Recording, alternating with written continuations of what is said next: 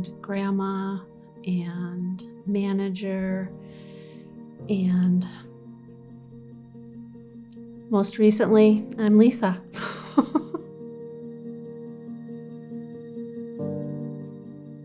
I found a lump in my breast in October of 2010 and went in for a mammogram. Lump was not detected on my mammogram, but on the ultrasound that they did as a follow-up. And so my radiologist asked to do a biopsy. That was in October. We did the biopsy. My sister-in-law had just died from pancreatic cancer. So the results came back the week that we were doing her services, and they came back negative, benign. And the radiologist paid me a personal visit and said, I've been doing this a long time. I don't trust these results. I really want to do another biopsy. So I waited actually a couple weeks because I had heard the news I wanted to hear and wasn't sure why that was all happening. So went back early November, and the results from my second biopsy came back positive. I was fortunate enough that I had found the lump early enough that I could choose my treatment options. And I chose a lumpectomy with radiation. I had my lumpectomy, my surgery at Crouse, and I had to go to upstate for my radiation treatment. I worked at Crouse. My treatments were down the hill a few blocks at Hill Medical Center, and I would walk down every day and walk back up every day and just went on my lunch to get my treatments. So I was lucky. I started in a good spot health-wise. I've always been very conscientious about what I eat and exercising. But I was sad and scared because I had thought I did everything right. Like I said, I've always been a healthy eater. I've always exercised. I was also a yoga instructor. I felt like I needed to be there for my children and couldn't, and that really made me sad. As you're going through the initial process and trying to wrap your head around this diagnosis and reading statistics and doing all of those things, you just don't know how it's going to end up, particularly since I never expected this to happen in the first place.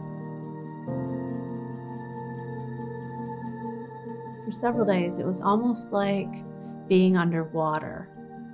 When you're underwater, you can't breathe because you'll die.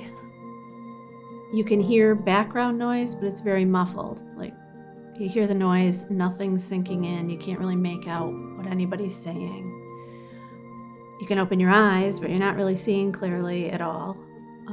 And that's what I felt like.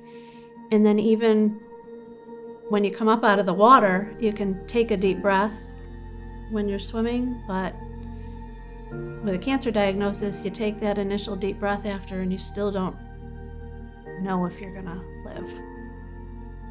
I remember having what felt like or seemed like to me this neon light in my head, just cancer, just flashing, cancer. So it wasn't really until I was through my treatment and decided I need to show my family that I'm still healthy, I am alive, and I'm moving forward. So flew out to California to see my daughter so that she could see in person that I was really okay. And that's when I started to move forward, I think. And how do you feel now? Great. Really do.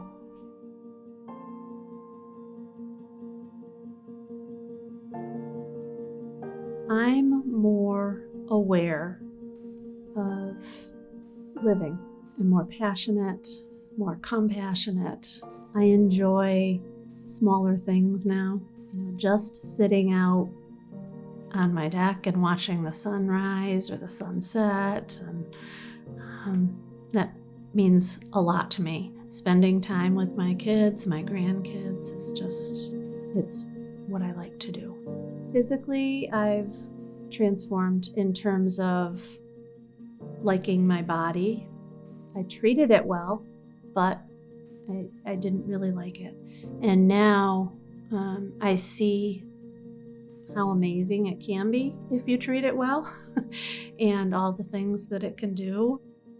I have finally started to take some time to learn about myself, for myself, learn what my wants and needs and goals are.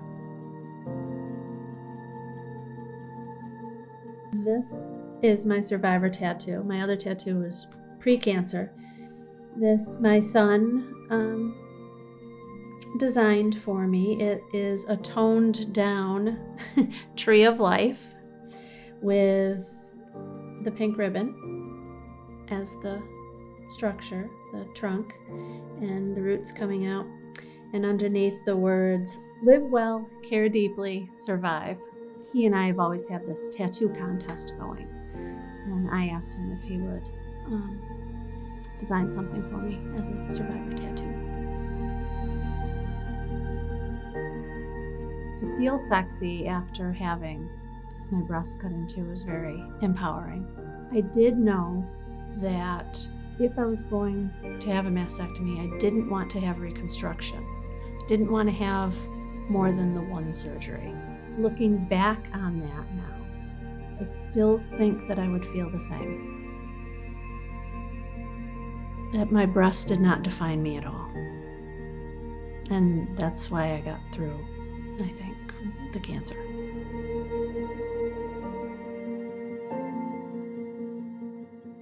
I have a life partner, Jim, and he's with me. He was with me during my diagnosis and all through my treatment. His sister actually was diagnosed within a couple weeks of me, so I felt like I needed to be somebody else other than my own caregiver.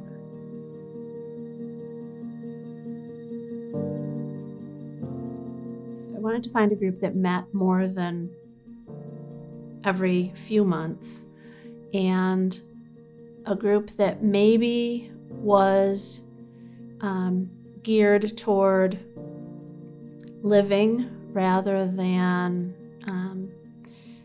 surrounded by sadness. And I found a lot of that in the groups, and I wanted to be able to move forward.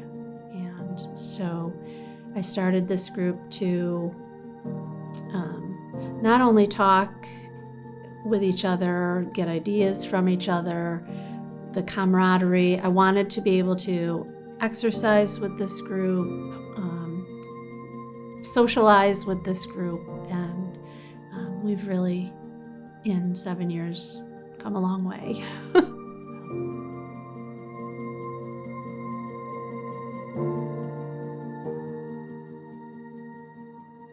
Give yourself some time to separate your initial feelings from being able to start that breathing again and decide your treatment options. Just so you can even hear what doctors are saying, you need to take someone with you to all of your appointments. Don't make rash decisions. Really get all the information that you can about options, about treatments, get second opinions, and really don't make any decision until you've been able to process all of them.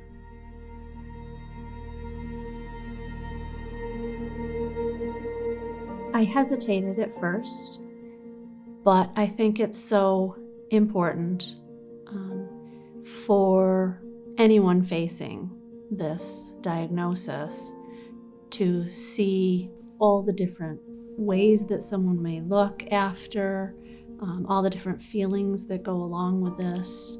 I hope that we can help some women, men make some educated decisions. Same reasons I started the support group.